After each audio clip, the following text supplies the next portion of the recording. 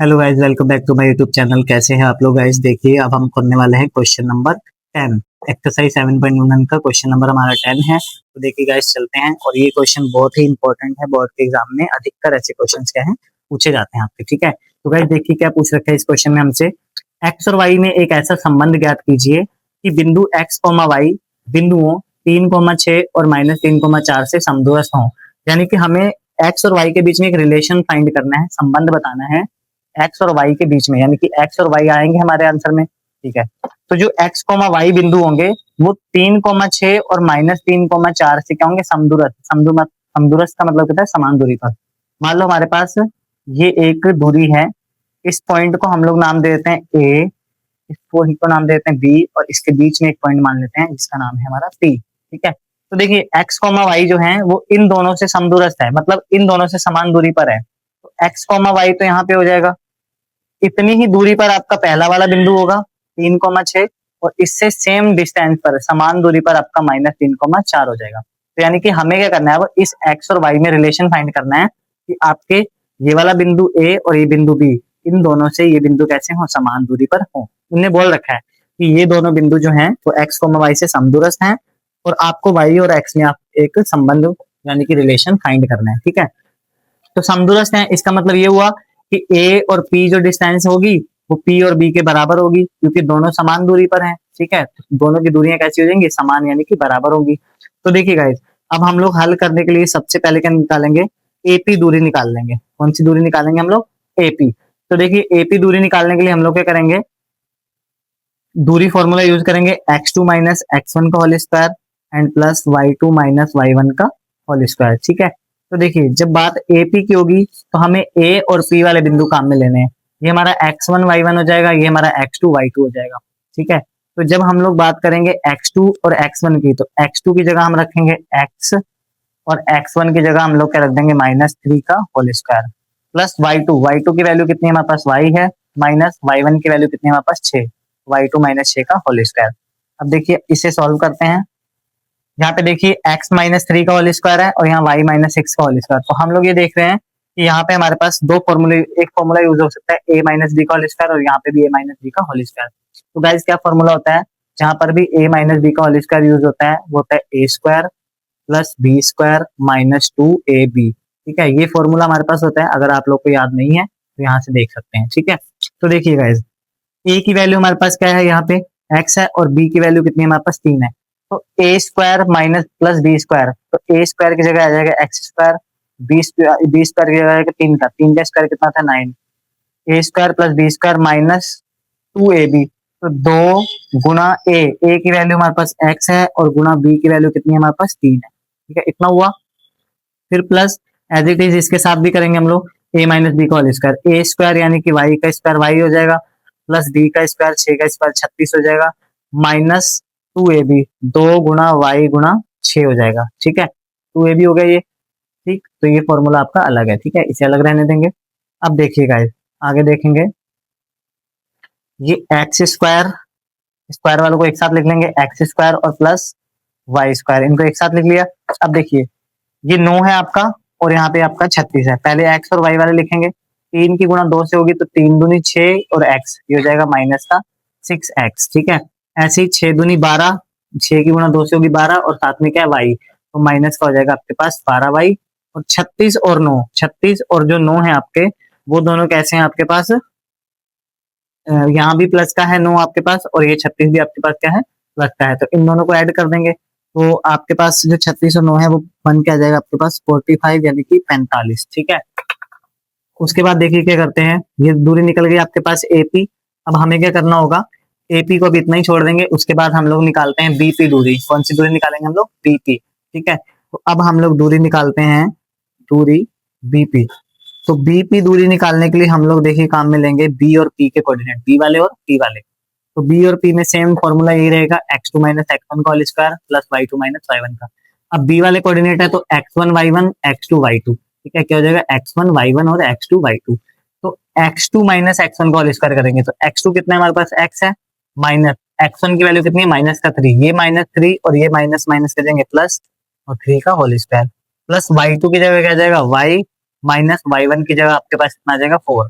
तो y minus 4 का whole square हो जाएगा। ठीक है, तो आगे देखिए इसको सोल्व करते हैं। यहाँ पे देखिए a प्लस बी का होल स्क्वायर लगेगा और यहाँ a माइनस बी का होल स्क्वायर लगेगा। ठीक, तो देखिए आपने पढ़ा है फॉर्मूला a प्लस बी का होल स्क्वायर क्या होता है, A square plus B square plus 2ab।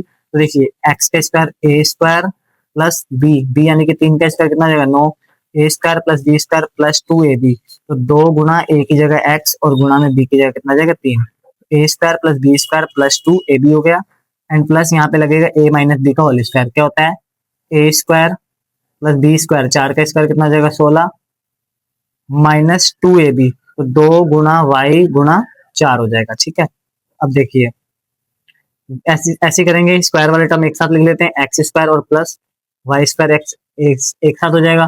फिर एक्स वाई वालों को 3 की 2 से गुणा करेंगे, 3 दूनी 6 और साथ में एक्स है तो ये हो जाएगा प्लस का 6x। अब देखिए 4 दूनी कितना होता है, 4 दूनी 8 माइनस का 8 वाई हो जाएगा। ठीक है, अब यहाँ पे देखिए आप लोग के पास क्या है 16 और 9, यहाँ पे 16 प्लस का है और यहाँ पे 9 है, 16 और 9 कितना हो जाएगा आपका, ये हो जाएगा 25। ठीक है, तो हमारे पास 2 दूरियां आ गई हैं, एक एपी दूरी आ गई, एक हमारे पास बीपी दूरी आ चुकी है। ठीक है, अब क्वेश्चन में ये बोला गया था ये दोनों जो बिंदु होंगे वो इन दोनों से समदूरस्थ होंगे, एक्स वाई, तो समान दूरियां होंगी दोनों की। तो हम यहाँ पे क्या करेंगे, इन दोनों दूरी को क्या कर देंगे बराबर, क्योंकि अकॉर्डिंग टू क्वेश्चन उसने बोला है जो एपी है वो बीपी के क्या होगा, बराबर होगा। इसलिए हमें क्या करना है, अब एपी वाली दूरी यहाँ लिख लेनी है। एपी दूरी हमारे पास कितनी आ चुकी है, x square plus Y square minus का 6x minus 12y and plus का 45 बराबर, और हमारे पास बीपी दूरी क्या आ चुकी है, बीपी दूरी आई हमारे पास X square plus Y square plus 6x minus 8y और प्लस का 25। अब देखिए दोनों तरफ क्या है, अंडर रूट है, अंडर रूट हटाने के लिए हम क्या करते हैं, दोनों तरफ वर्ग। अब हम लिखेंगे दोनों पक्षों में वर्ग करने पर, तो गाइस देखिए दोनों पक्षों में वर्ग कर देंगे।